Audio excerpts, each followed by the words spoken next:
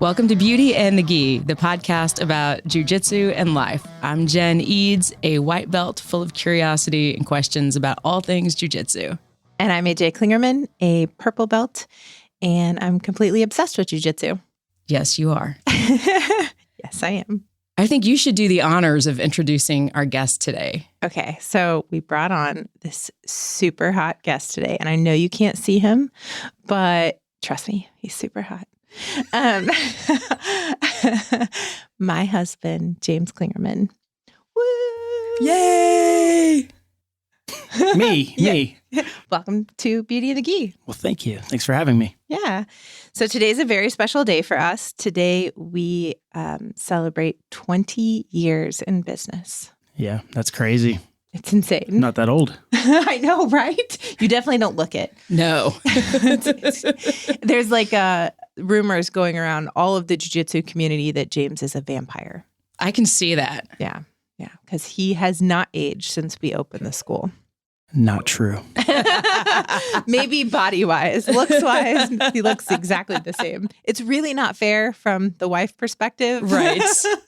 He looks the same, and I look, 40. So. No, not really. No.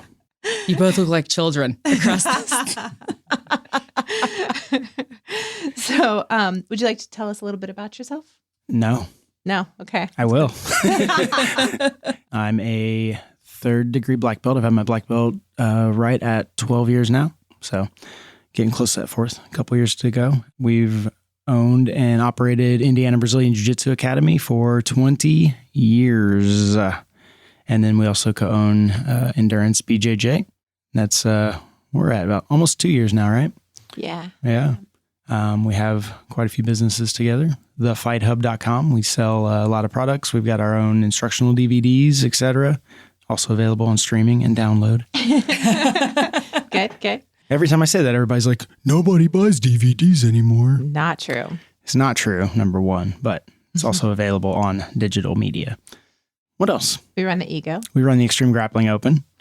Awesome tournament here in Indy 3 times a year. And I don't know, we have a dog, Moose. Moose is great. He's our Doberman. So how did you get started in martial arts? I don't know.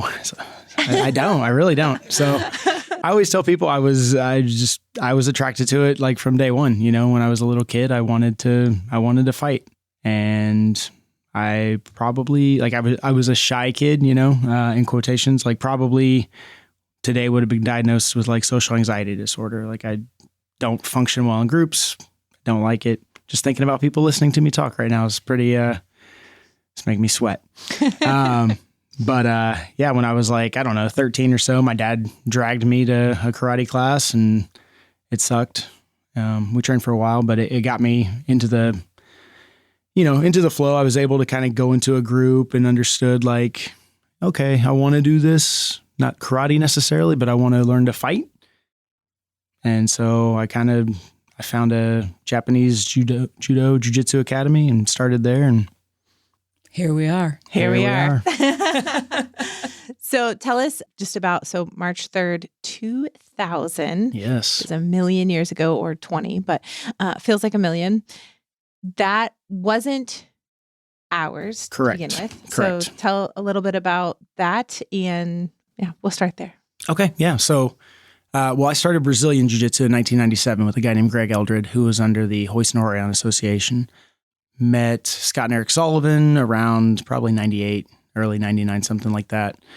And then so began kind of co-training. So I was, competing, representing, Greg Eldred's Academy, the Brassy Association.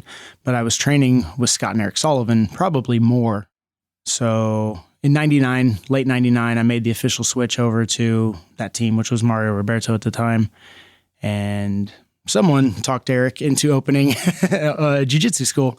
Because before that, it was in a garage. Yeah, we were training in his garage. Like it was not, there was no like public access or anything like that. It was just a few guys that already knew jiu-jitsu, just kind of getting together to train and get better. Once Eric opened the school, March 3rd, 20 years ago, I was one of the assistant instructors. And then later that year, you forced me into opening our own thing. Not really forced, but you were definitely instrumental in making that happen. So what was that conversation? First of all, it was the most, like, we'd never talked about it. Never talked about it at all. And I don't know what happened. I literally pulled over on the curb in front of a Taekwondo school. I don't even know if I turned the car off. Like, it was just the weirdest thing. I just ran right in and was like, are you interested in starting a jiu-jitsu program here? No idea why. And he was like, yeah, actually, we've been talking about, having some of our students do some groundwork, and we have a second mat that doesn't get used. And I mean, very tiny little mat space. And that was it. I came home and I was like, hey, this guy's interested in having us come in and start teaching jiu-jitsu. And we basically just sublet the back room and started our jiu-jitsu program there. You say us, you weren't doing jiu-jitsu at the time. I wasn't really. I had done a couple of classes in the garage. I did a couple classes at that school, at the Taekwondo school, but I am the national Taekwondo champion choreographer. Yes. I'm going to need to hear a little more about that. So I've never done a day of Taekwondo in my life. We should start there. Okay. But the instructor came to me one day knowing I was a dancer and just said, would you be interested in choreographing our demo team? And so I did the choreography and they won nationals with it. No kidding. Yeah. Is that why the choreography was so good on that TikTok video that we did? No, that we stole from TikTok. That was a TikTok dance already. Really? Yeah. No, we stole that. See, I don't know the cool. Thank you for that clarification. Yes. But I will post some videos in the near future of some choreography that I've done. So okay. It just keeps getting better. The more we do this podcast, the more stuff I'm learning. Right? It's just interesting. Yeah, it was completely crazy that I just stopped and did it. And I came home and I was like, what do you think? Because we were living up in northern, like Noblesville, so north of Indianapolis. And the jiu-jitsu school was in Franklin, Indiana. So oh it was my a gosh. drive. So this was the east side of Indianapolis. It's where we both grew up. We're both familiar with the area. And so it was kind of an in-between. So he would go to Franklin a couple days a week and then teach a couple days a week. It was a horrible drive either way. Yeah. Terrible. Yeah. And no podcast then to listen to. No right? podcast. Exactly. We did a lot of books on tape, though. We really did. Tony Robbins cassette tapes. And Yep. Yeah, definitely. You stopped in 2 schools that day. Did I really? Yeah. So you said you stopped in 2 places. And the one guy basically was like, get out. I blocked that. He's like, He's dead to me. He's like, jiu-jitsu sucks. You suck. You're a horrible person. Leave my dojang. Yep. Must have blocked that out. That's never happened. So were you all in with this when she came home and was like, I don't remember, honestly. I was like, oh, yeah, I'll go talk to the guy, see what's up. And, I remember emailing, so my head instructor, Mario, our black belt, I emailed him. I was like, hey, I'm kind of got this opportunity. Are you cool with this? And then I talked to Eric, who was the owner of Indiana Brazilian Jiu-Jitsu. And I was like, hey, can I start another branch? What should I call it? And he's like, just use our logo, use the name. Like, he was super cool. And Eric is a phenomenal human being. Love that guy. But, it's pretty much how it happened. We just I was like, okay, logo. Like, we just kind of had everything in place because we use the same name, use the same logo. And then Eric actually ended up moving from Franklin into like a warehouse that up his here. brother owned. It was at 71st in Michigan. Yeah. So it was kind of up by our Zionsville school. Yeah. And then after, it didn't last long. so what made you think, oh, we should do a second school? Did AJ come home with that idea too? Oh, for Zionsville? Yeah. No, that was much longer. Yeah. We really skipped ahead in some time frame here. We actually had 2 schools for a while, Okay. which was also a weird thing. From the Taekwondo school, we were there about 2.5 years. And then the owner of the Taekwondo Academy came and he's like, hey, we actually bought this building. It's much bigger. It's a fantastic building. He tells me how phenomenal this building is. And then he says, but there's only 1 floor. So there's no room for you anymore.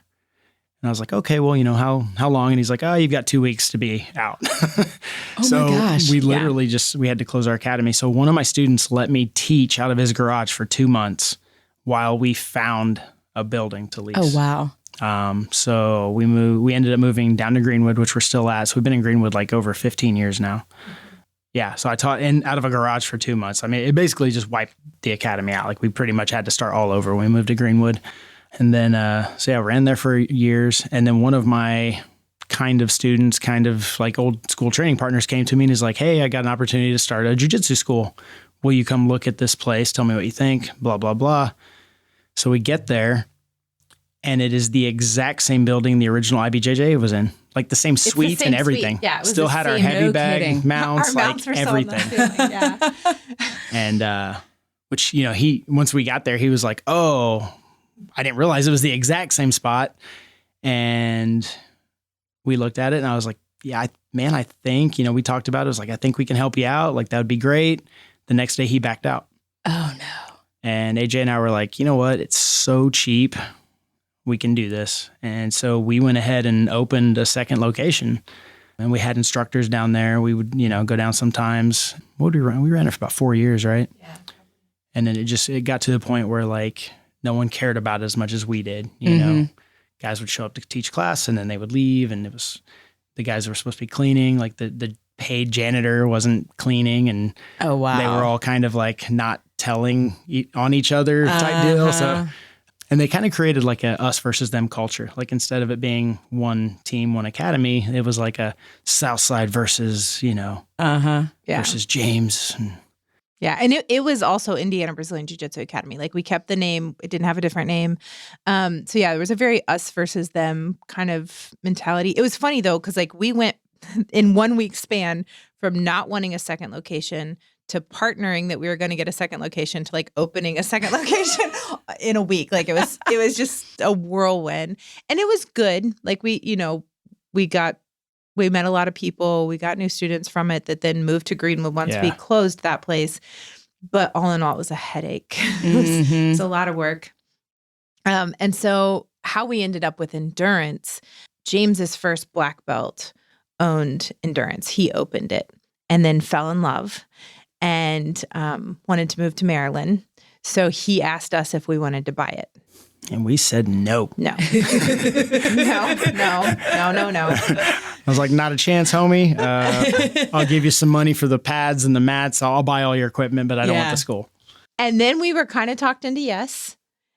And then you were doing some consulting work. And I talked a guy out of opening another school. And I overheard him on the phone. And when he hung up, we were both like, oh, yeah, no. We forgot. That's why we don't want a second school. And so we were back to no for a while. And then, we talked money. And then ultimately it kind of boiled down to like, we had all these students that would have no home. Mm-hmm. And, it was like, man, that sucks. So that was why we wanted to figure it out. It wasn't a money thing. It was like, we want these people to have a home. Yeah. And then one of my black belts, Daryl, came to me and was like, hey man, I actually kind of want to open my own school. And he was teaching for me full time in Greenwood. He was like our head kickboxing coach and, one of my black belts that taught the jiu-jitsu when I wasn't around. And I said, well, how about instead of you opening a place, we just move you over here? This is happening. And he said, nope. Yep. He said no. And kind of walked out and he seemed real mad. Oh my gosh. And I was like, I don't know what I just did to make him angry. But then he called me an hour later and was like, it would be my honor. So, but yeah, he's doing a great job up there. Yeah. Yeah. He just had to, he wanted to talk it over with his family and everything to make sure.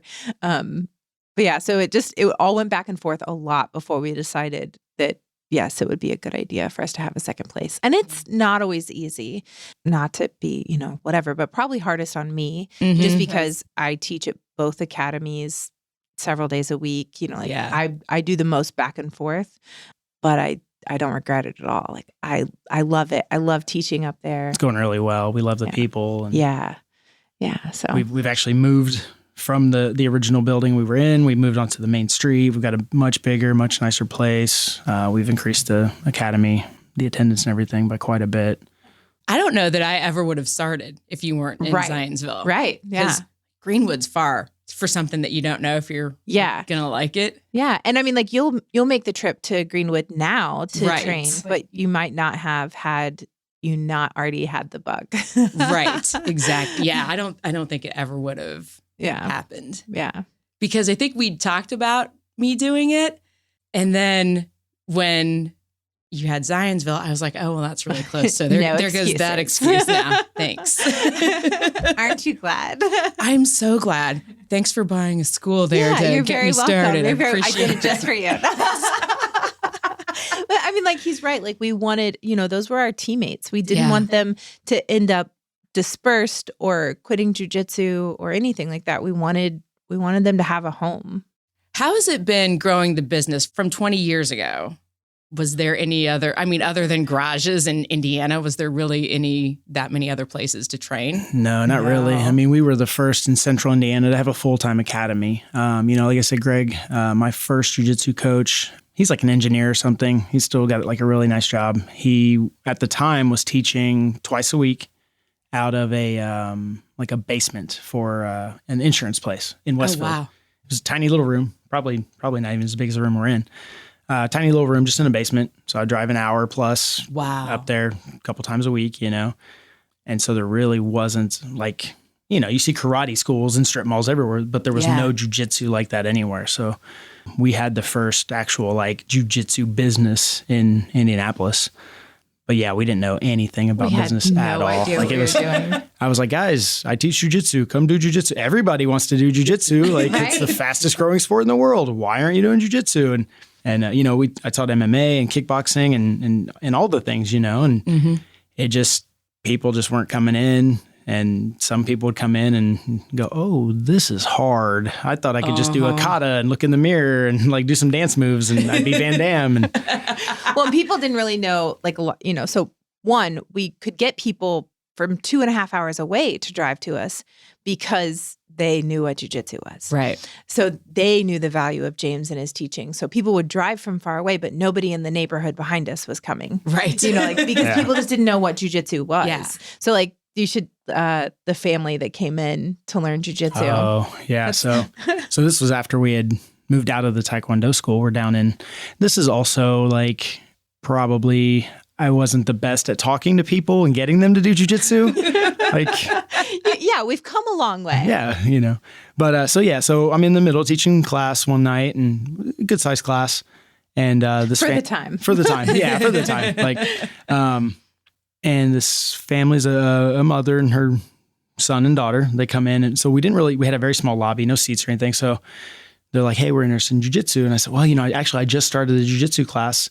You guys can come around here. So I had them like sit on a heavy bag on the mat. Uh-huh. And I was like, my name's James. If you have any questions, feel free to just kind of flag me down and ask. And so I teach a couple moves. People are drilling and she had maybe asked me a question or something. And I don't know, we get about 20, 25 minutes into class and she flags me over and she's like, hey, when does the jiu-jitsu start? And I was like, this is the jiu-jitsu class. And she's like, oh. And she just stares at me and they're kind of looking at each other. And I was like, we seem confused. Like, what can I help you with? And she goes, well, we just saw The Matrix. And in that he says that he learns jiu-jitsu. Where did they do jiu-jitsu in that? And I was like, they actually didn't. And she's like, oh, what did they do? And I was like, they did like a movie. Like they were inside I was like, they were in a computer. But I was like, oh yeah, blah, blah, blah. And I said, well, for an extra $250 a month, I can tie some like wires to the ceiling and I can push you across. And she was like, no. Oh my gosh. I'm like, okay, well. So they're not students. We always do a 30-day free trial. Where are you going? Bye. What do you think's been that tipping point then that people are now like, oh, jiu-jitsu, I want to go try this out? I don't know. So MMA, obviously, Yeah, but, the Ultimate Fighter helped. Yeah, the Ultimate Fighter, big time. Just MMA is a lot more widespread now. Back in the day, it was called NHB and it was kind of underground. And there was one UFC a year, maybe. And now there's like 3 a week and you can't keep track of them.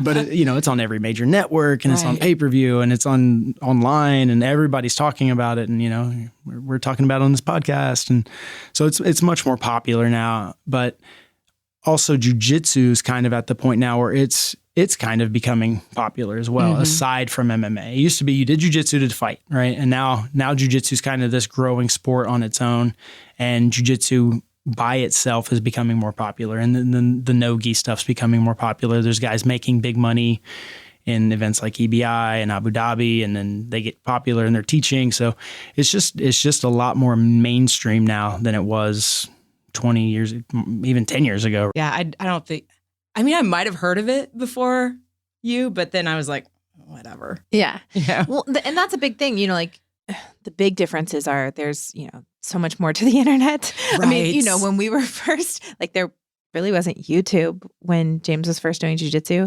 YouTube used to have like a 14-second video limit. Like it was, oh my gosh. Like it was almost like just like the little Vine clips. Or something, Yeah, it was like Vine, but but not that popular.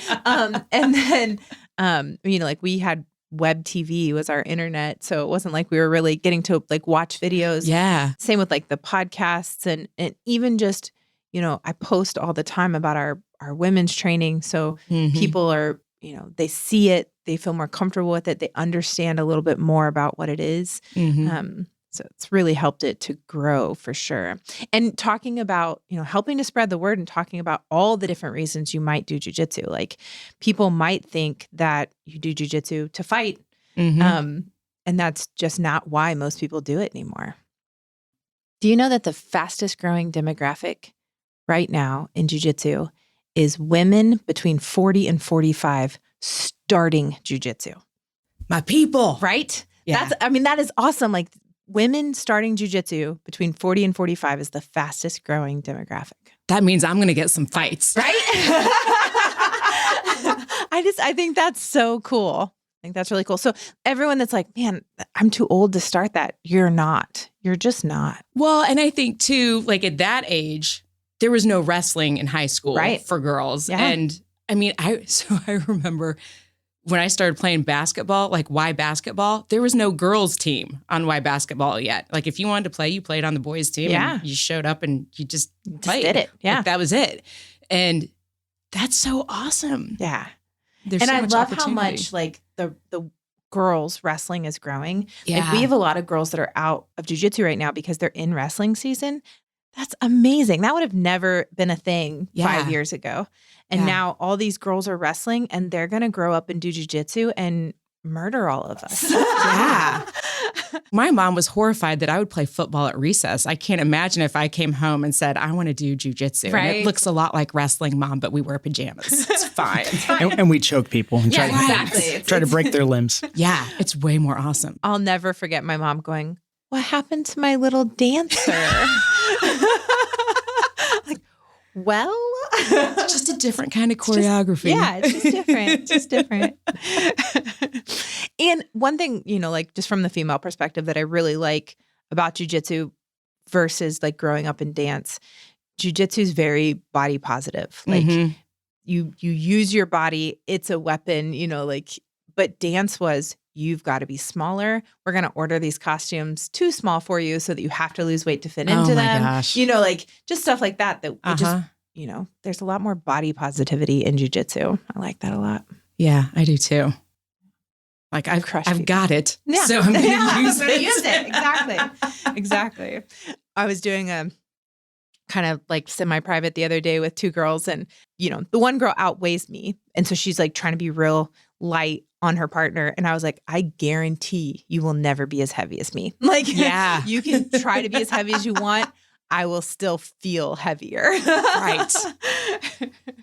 I will attest to that. Yes. Right? Yes. So what made you randomly pull over and ask this guy about starting jiu-jitsu there? At that point in time, James wasn't working. He was on disability from an incident that had happened just a week and a half before the grand opening of the school. So it was leap year, which means it was 9, 10, 11, 12 days before. So 12 days before the first IBJJA opened, James had gotten shot in the head. And so it was just a real wake-up call of like, life's too short. Mm-hmm. You don't want to be working in a factory all your life. It's not what you want to do. So let's figure out what we can do different, And I think we opened the school in August, which was right when you went back to work. So it was just, like, let's start working on what we want our life to be like. You're working full time. Mm-hmm. James has been shot. Mm-hmm. You're going to open this school. Mm-hmm. Yeah. So how are you managing all of that? Because that's just giving me anxiety thinking about it. Well, first of all, I worked for Charles Schwab at the time. Okay. I was their youngest stockbroker they'd ever had, which was, I liked saying way more than I liked doing. Uh-huh. So slightly stressful job, but amazing company to work for. They were so good. And they had this thing called a time for giving where other people donated me their sick time and their vacation time so that I could help James through his surgeries, through all his doctor's appointments. Like, I didn't miss anything. Also, like, opening the school was basically just consisted of James going and teaching classes because we didn't know anything else. Right. Like, we knew nothing, even though I took business classes in high school and the 1 year of college I did, we knew nothing about running a business. So it was literally just like, if you build it, they will come. That's what we thought. Yeah. Like, surely. Right. So, all of the stuff that I do now, if I worked a full-time job too, it would be crazy. But then it was just, he went and taught classes and people paid or didn't. And because we were paying like a percentage of what we were bringing in, it would always be cash positive. Oh, nice. So it was easy. Yeah. So that kind of took a lot of the stress away. And then it was giving him something that he enjoyed doing. And kind of building. The one thing I always knew is that I wanted to own my own business. Like, growing up, I thought it was a dance studio. I thought I wanted to own a dance school. Jiu-jitsu is not that much different. It's just, primarily adults instead of children, and it's primarily men instead of women. Those are the big differences. Right. But other than that, it's pretty much the same. So I always knew I wanted to own my own business. So it just kind of put us on that path. Yeah. So that part wasn't really that stressful. Okay, that's great, because that is completely not what I expected. I would just be like, well, I would be a mess. We were young too, remember? Right? So we were too ignorant to be stressed about it. Now, flash forward a little bit and, we lost everything to keep the school open because we were young and ignorant and didn't know what we were doing. And so I was working full time plus some part-time jobs. James was working, his job, part-time jobs, all that, we were doing everything we could to keep the school open, but we lost everything. We lost our house. We lost his car. We were taking cold showers because we couldn't afford our gas bill, like literally. And when we had to leave that Taekwondo school and open up a place of our own, which no longer had that safety net of just, paying a percentage of what we made, we had a conversation and I was like, I'm willing to give up everything but you for this. Like, our relationship cannot be a problem, but whatever else doesn't matter. Mm-hmm. And I mean, that's what it took. It took us giving up everything. So then, yes, that was a very stressful time because we still didn't really know how to run a business or build a business or, any of that stuff.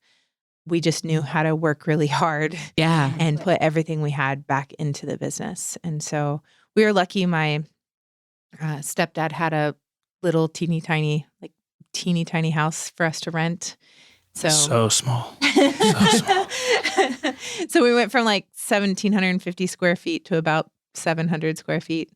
And we were there for several years while we got our act together. At any point in time, were you like, I'm done. I'm just going to go back to work for man? I don't think so. No. I will tell you, like, I told the story to somebody the other day, but waking up in that tiny little house every day was just a reminder of what had happened. And it was almost motivating. Like literally I'd wake up every morning for 7.5 years and I'd go, I hate where I'm at. I hate being here. It was terrible. But, we met we met our coach, Scott, turned our lives around. Like, he really showed us how to start running a business like a business, and how to actually make some money doing what we love doing. Right. But it was in that 7.5 years when we were able to kind of like really turn our lives around, you know. And even though I hated being there, I was like, oh, well, we're actually not going to be here forever. We can see the light. We can see the light. So, and we knew like we were already in far enough into the academy that we saw people's lives changing. Mm-hmm. You know, we had already heard like a guy who, you know, called and was like, honestly, the intro class just saved my life. Like, you know, just little stuff like that it was just like, this is where we're supposed to be. And even though like things are kind of falling down around us, this is what we're supposed to be doing. We just have to keep pushing forward. So let's go back to the intro class saved that guy's life, because I don't know if jiu-jitsu could save my life right now. Well, depends on, I guess, who you... Exactly. So he did the intro, and he might have even done another class, but one day he was just like, hey, man, like I work loss prevention, and he's like, what if somebody has a weapon? What if somebody has a knife? And we sat down and worked, man, not maybe 20, 30 minutes just on like just control, like just some really simple basics, none of this like crazy, like, you know, waving the knife and flipping it and re-stabbing them. And it was like, you know, just some like, hey, let's get a hold of the wrist. Let's get into this position where we can effectively control the situation. And sure enough, like, I don't know how many weeks went by, and he had been to a couple classes, you know, within that time frame, but someone shoplifted.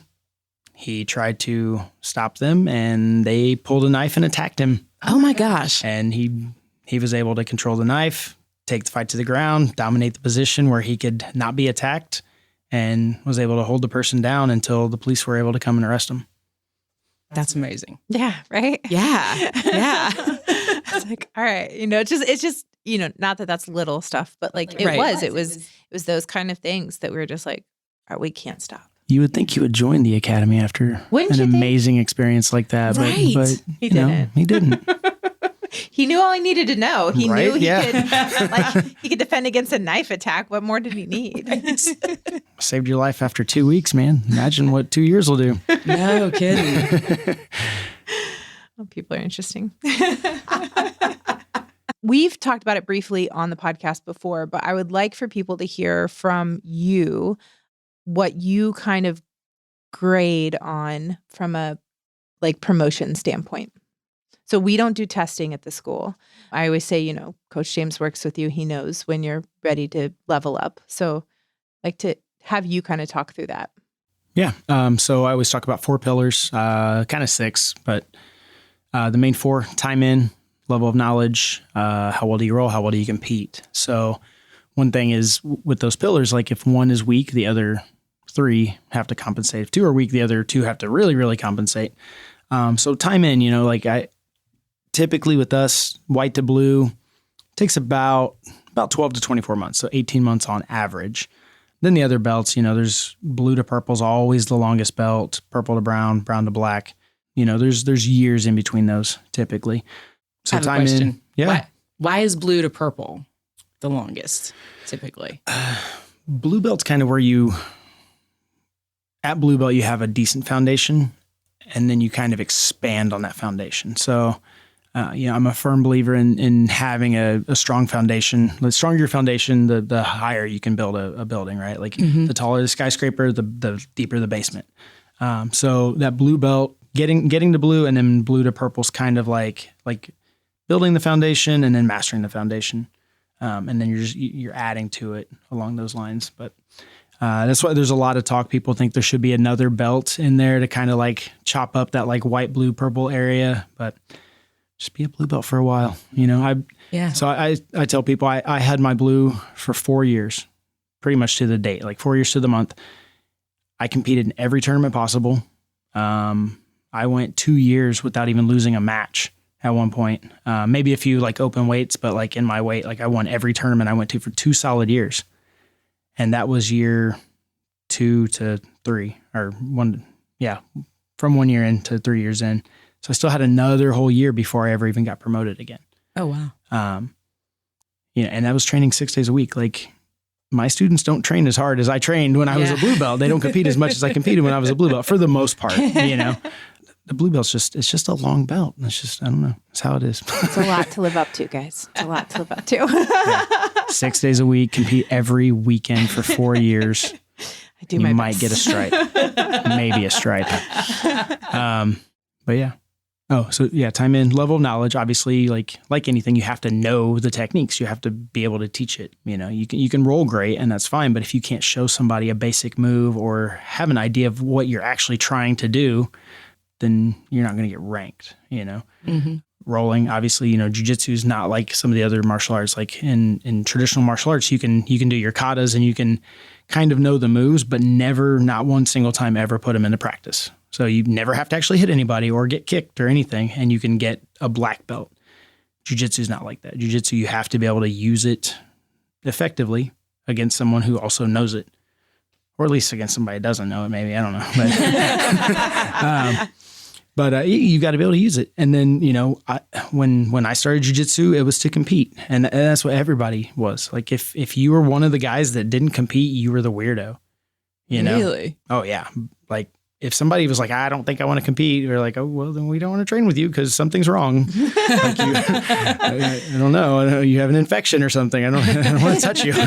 But, it was like everybody in the room did jiu-jitsu to compete in some form or another. And it's not like that now at all. Like probably 80% of our people don't want to compete, but I force them to. They're going to. You don't force them to. I do. At least once. Or twice. Yeah. Per year. So now we have a lot of guys that don't compete, a lot of guys and girls. Yeah, probably. Yeah. My women mostly all compete there. Yeah. But, so competition is usually that one that's either super strong or super weak. So if you go out and you compete and you smash everybody, you can get away with not being the most technical guy in the world. If you go out and compete and you lose constantly, well, you're going to have a little more technical knowledge. You're going to take a little longer between belts. That's me. And then, we pillar 5 and 6 are just continual improvement. Like, we're all going to get to that point where we're not able to physically improve. We're not getting faster. I'm 40 now. So like I'm getting slower and weaker by the day, and I'm super slow and weak already. So, but I'm always trying to learn new jiu-jitsu. I'm always trying to make what I already know better. And then number 6 is just don't be a turd bag. Like just be a decent human being. And oddly enough, that's super hard for people. Like, yeah, that might be the hardest. Yeah. Moral compass. So, ideally, we wouldn't want anyone to, carry a high rank under us or under him, but, that flies his flag. Yeah. That isn't a good person. Right. So, on rare occasions, someone might slip through the cracks or someone might change deep in. But typically, like that's, those types of people don't make it that far with us. So, yeah. What are you working on right now as part of your continuous Me personally? improvement? Yeah. So I'm doing a lot of 50-50 stuff right now. And then I'm working in deep half. So deep half guard is like it's the one thing I've just never really sat down and messed with a ton. I've got a handful of moves and that's about it. Mm-hmm. So I'm doing some deep half stuff, and then deep half into 50-50. And then we've been working a little bit of the little chair sweep, the carrinha, I think it's called. Just some stuff with that, also working into 50-50. So that's about it. Top-wise, still doing some high collar passing stuff. My DVD should be out. We'll have a link to that in the show notes. Yes. Yeah. What else? I really like the high collar passing. That's some of my favorite stuff. Yeah, I've been doing a lot of that, but the DVD's filmed, so like. Yeah. So now you need to like move on to whatever's next for I'm trying to. That's funny. This is why you write your game plan down, ladies and gentlemen. Right. Mm-hmm. How do you decide what you're going to work on next? Well, sometimes something fun just falls in my lap and I go, that's what I'm going to do.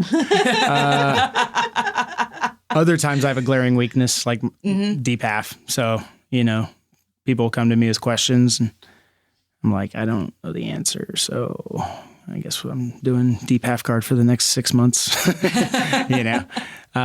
But, you know, so like with stuff like that, like I'll go to trusted people, you know, deep half, you know, guys like the Mendez brothers, Ryan Hall, guys like that. I'll look at some of their instructionals, and I will tell you, like, typically if I watch an instructional, very rarely do I mimic their game. Mm-hmm. I'll see what their concepts are. I might steal a technique here and there, but I just kind of put it into my own game. Yeah. Like I go, well, yes, I see all these things you're doing, but I'm going to do those things that fit into the way I already play. So typically what, you know, I throw a bunch of like different instructionals into my little blender, and what comes out is completely different. James has an amazing memory too. Like, I'm pretty sure if you asked him about nationals in 1998 in California, he could tell you every match. Of mine, yes. Right, yours. Not of the whole tournament. Not of the whole tournament, but of yours. Like, step by step, everything that happened, it's insanity. I don't have a memory like that. I really wish I did. Like, I'll come off the mat after a match and James will be like, what happened? I'll be like, I don't know. I think I just blocked mine out. Yeah. Yeah. And sometimes just your emotional state during the match. When it's a slow match and you're winning and you're calm, it's easy to remember everything that happens. But when it's like a high intensity, like I hurt my back and I want out of this match the whole time, and you know, you stop focusing on what's happening, or you turn into like that survival mode where that's what you're thinking of, is like, just don't die. Yeah. It's much harder to remember. You know, I had a match in 97, and honestly, I can remember bits of the match, but what I remember is just pain. This guy, like, literally, like, I always say it reminded me of the old Tom and Jerry cartoons when, like, Jerry's the mouse, right?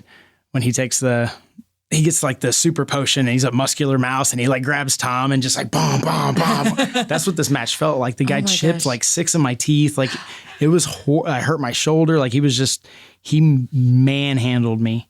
I remember sweeping him into mount one time. And other than that, I just remember him like crushing me, and I don't know what happened. Like, it was horrible. I lost. I know that. So, I mean, we're a little longer into our normal format, but you brought up emotional state during a match, and I know, obviously, that you've had some issues with anxiety that you didn't even have until you were a black belt. And I also know how much you telling that story to our students has helped them through some things. So I'd like for you to kind of talk about, like, how did the anxiety start? How did you get past it? Oh, yeah, I do know. I was like, I don't know when it started. I do. I can pinpoint exactly the day it started. Same. So I was on an airplane flying to Florida via Pennsylvania or something. I don't even know where it was going. But I was going actually to get certified as an Abu Dhabi referee. And we get to cruising altitude, and I was like, man, my ear hurts really bad. I had a little ear infection getting on the plane. Didn't think much of it. Starts burning. I'm like doubled over, just holding my face. And then all of a sudden, no pain. And I was like, cool. And then I realized I couldn't move my face. My whole left side of my face was completely paralyzed. Couldn't close my eye. Like, I'm drooling. I'm like, oh my God, like I just had a stroke.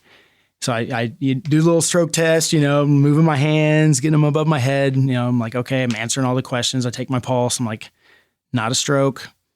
I had an ear infection. Cabin pressure pushed the infection in. You know, it pinched my 7th cranial nerve. I've got Bell's palsy. Like, I completely justified it. I understood exactly what was happening. I was like, no big deal. I turned to the guy next to me who was with me, and also a huge part of my stress. And I was like, hey, it wasn't very clear, but I was like, I'm not having a stroke. I'm going to go rinse my face off. I'm fine. So I'm rinsing my face off. I'm kind of looking at it, and I'm like, everything will be okay. No big deal. I'm not panicked at all. Completely calm. I come out. I'm talking to the flight attendant, telling her what's going on. But I can hear the guy like, you know, he got shot in the face, and he's like kind of telling her. And so I come out, I was like, hey, I'm okay. No big deal.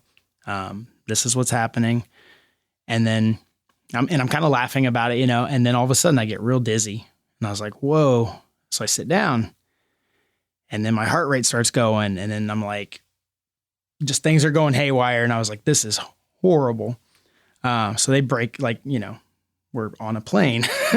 So they've got the defibrillator out and they're like, I don't mean to scare you, but just in case. I'm like, you're fine, whatever. And I'm like pouring sweat, and like they had ice on my neck and ice on my hands, and they had oxygen on me.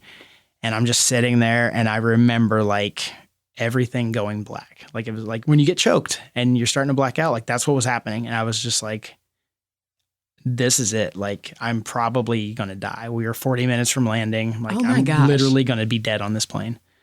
And I remember like the second everything went dark, boom, I snapped out of it. And I was like, oh my God, I'm freezing. Get this ice off me. And oh my gosh. And like vision came back. I was kind of normal. My face was still kind of numb. And they came and they sat with me, and they were like filling out paperwork and stuff. And as I was talking to the girl, my speed was real slurry, and then it just kind of gradually cleared up and everything went away. So you weren't on that flight? No. So imagine getting a call from So I called her from the ambulance as soon as we landed. Oh my God. Yeah. And obviously I wasn't with him when he got shot either. Mm-hmm. So now after this, I never want to let him out of my sight. Right. Yeah. But yeah, the hospital I went to, the guy was just like, it's your sinuses. And I'm like, this has never happened before. Are you crazy? And was it all as a result of the ear infection then? So I think so. They couldn't pinpoint it. And so the doctor was like, you don't have an ear infection. I'm like, well, I had one when I got on the plane. Yeah. And he's like, no way. And I'm like, no, I'm telling you. Uh-huh. So I'm sure it's what it pushed it in. It affected the nerve in my head. Wow. But so I called my surgeon, the guy that my nose and throat doctor. And he's like, yes, it could be the sinuses, because of the pressure. They could be pinching that nerve, blah, blah, blah. So we had to walk like 3 miles in the snow because that hospital doesn't have a pharmacy, and get nose spray. Oh my gosh. And the nose spray was enough to clear it up. And I was, was okay. So did all that, made it back to the airport in time to get on my next flight to Florida, which was a longer one. And he didn't have a coat in Pennsylvania because he was going to Florida. Right. So he didn't have a coat when he was walking around. But after that, I kept having like anxiety attacks, and I didn't know what was happening. Like, we were like, man, am I stroking out? Like my hair's always standing on edge. Like I'm like jittery. Like I felt like I was on drugs. I was like kind of like tweaking out all the time. I was like, I'm out like pacing in the driveway. Oh my gosh. Like it just got bad for a while.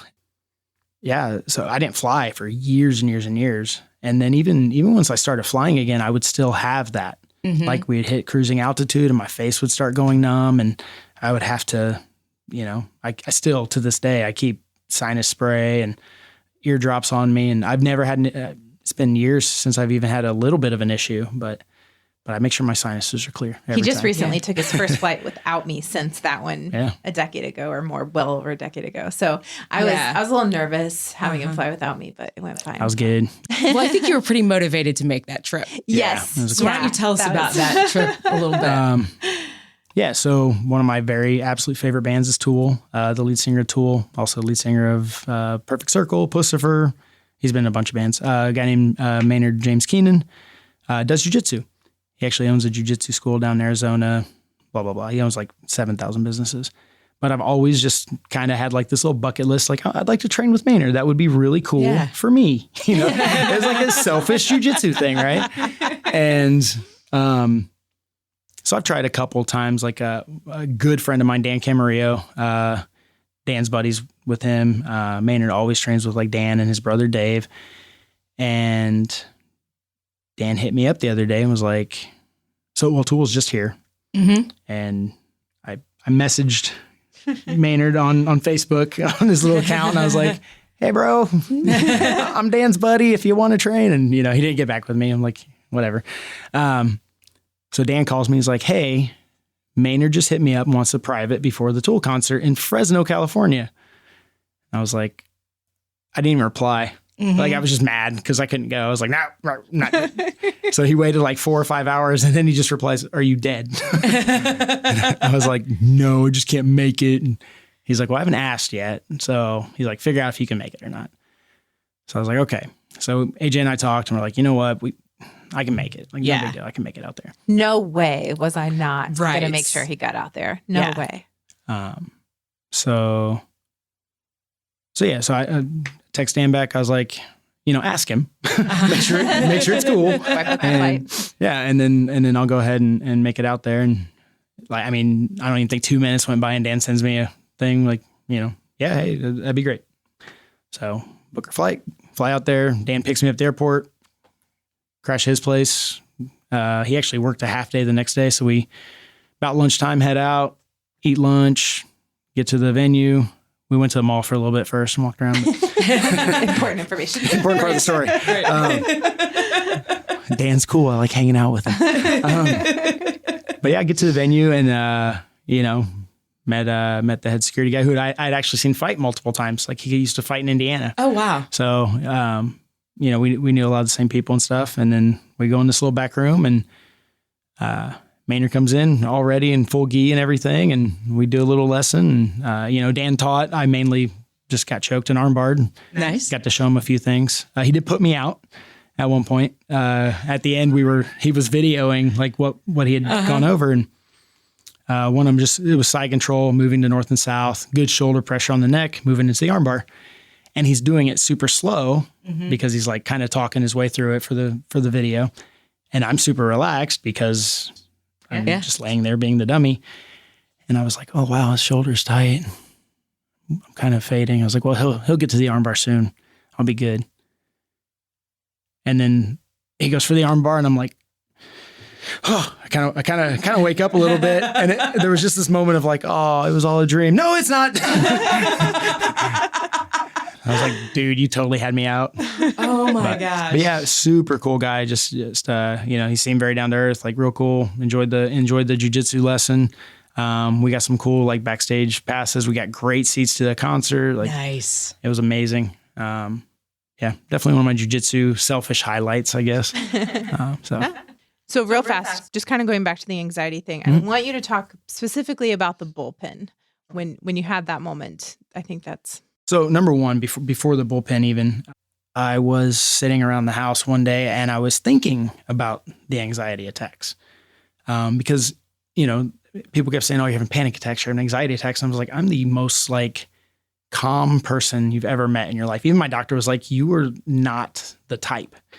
And I was like, I'm not. Like, I don't get anxious. I don't get, this doesn't happen to me, right? I'm better than that. Side note, I had panic attacks, in the past and it's nothing you would ever wish on someone else, but something you're kind of almost relieved, like now you understand. Right. Now you get it. Like, yeah. So it's an interesting dynamic.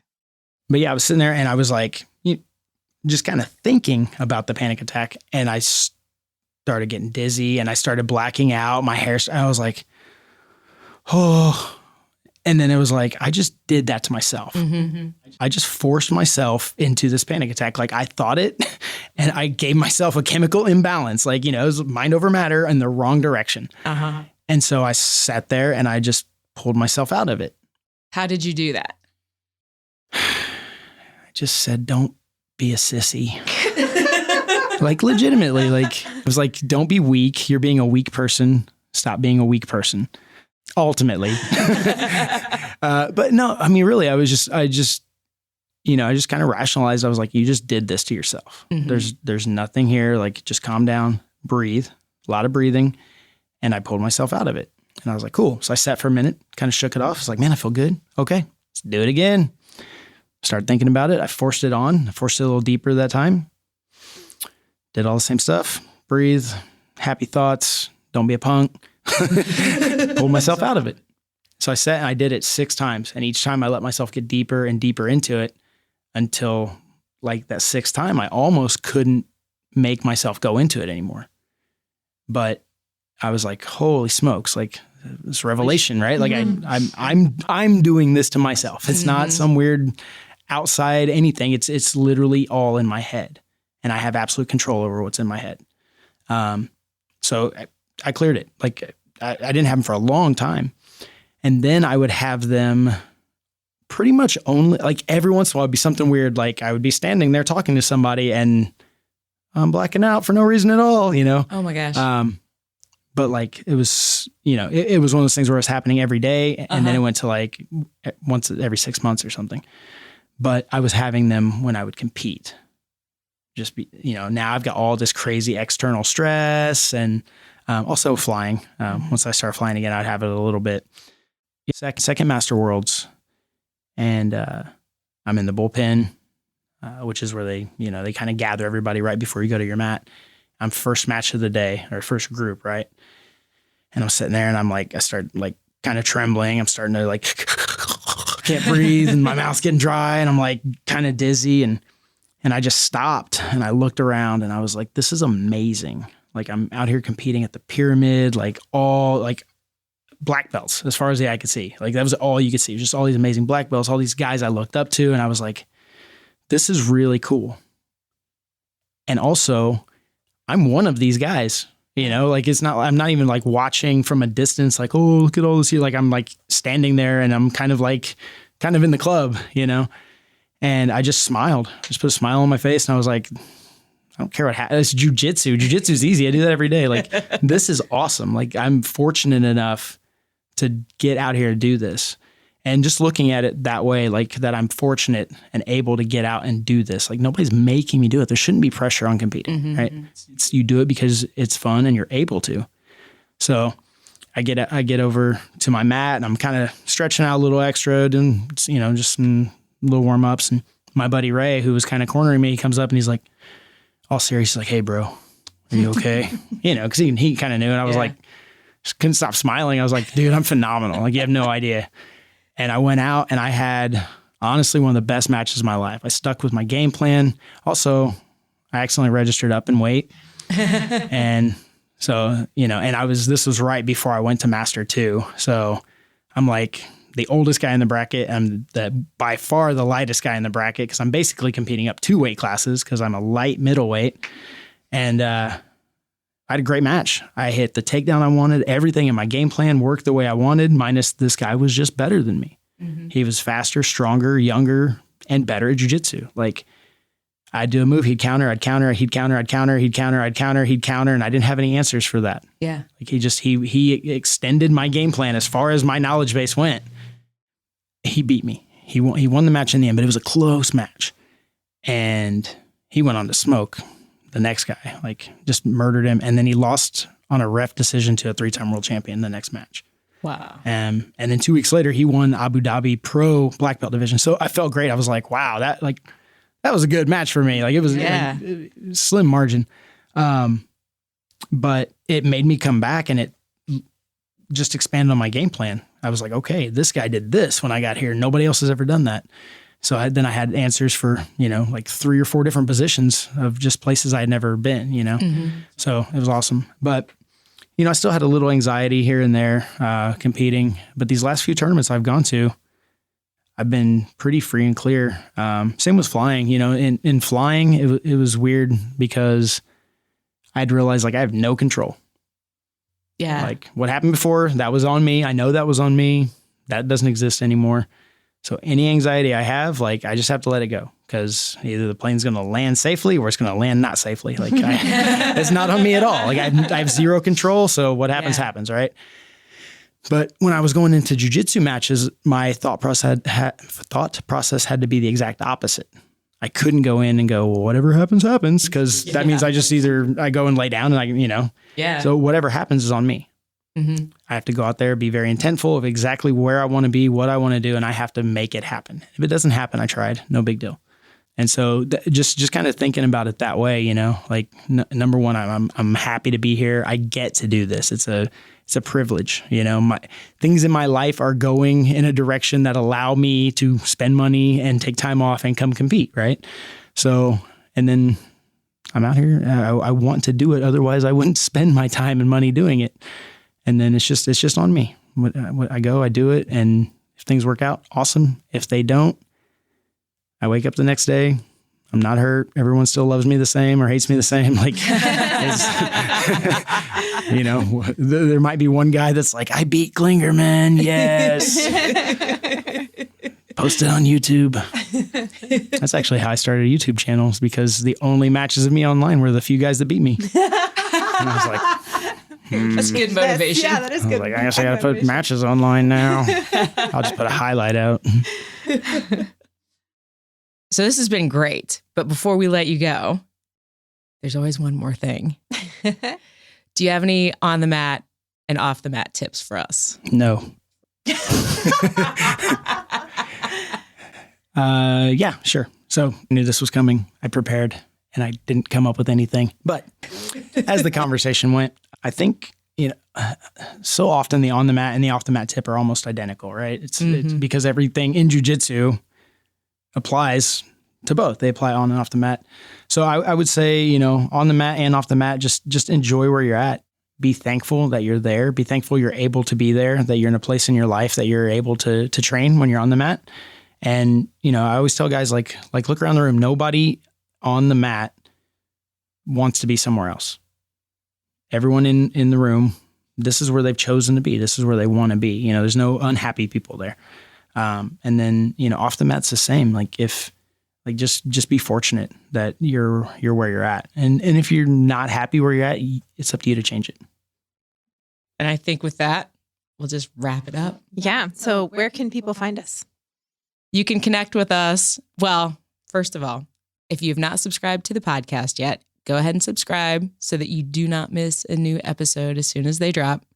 And you can connect with us on Instagram at Beauty and the Gi Podcast. And I'm also hanging out there at Brassy Broad Jen. And I'm AJ Clingerman. You can also find us on Facebook at Beauty and the Gi Podcast. And you can join our group, Beauty and the Gi Gang. And of course, subscribe to our YouTube, which finally has some videos on it with some techniques.